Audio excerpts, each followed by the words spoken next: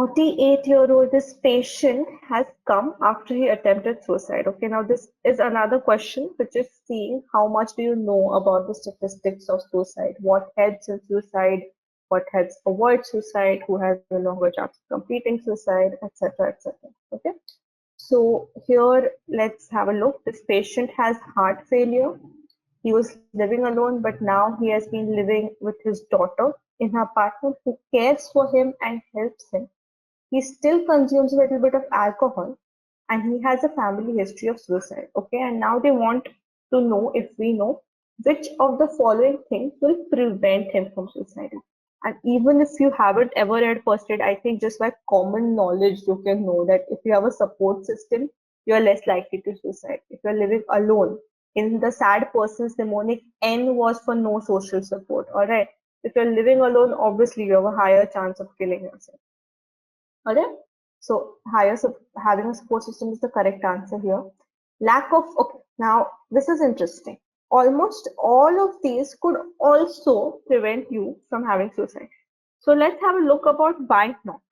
Lack of access to sharp objects. This is interesting because this person actually tried to kill himself by suffocating. Okay, so sharp objects wasn't really his go-to. And although lack of access to firearms is important, sharp objects doesn't have that higher rate of completing a suicide as firearms do. All right.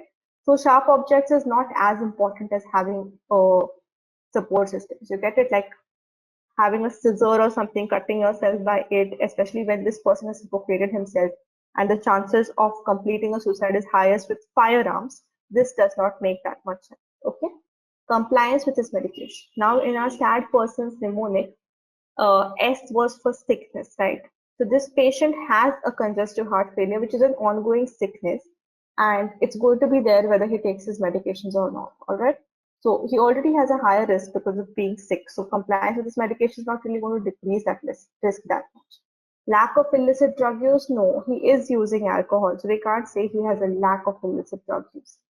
Lack of family history of suicide? No, you just said that his aunt died from suicide, so he does have a lack of family history of suicide. Okay, that way you can easily rule out all these options, and it's quite obvious that person having support system is less likely to suicide. Okay, and the other options you can rule out just by logic. Thanks for watching. Please give a thumbs up and subscribe for more.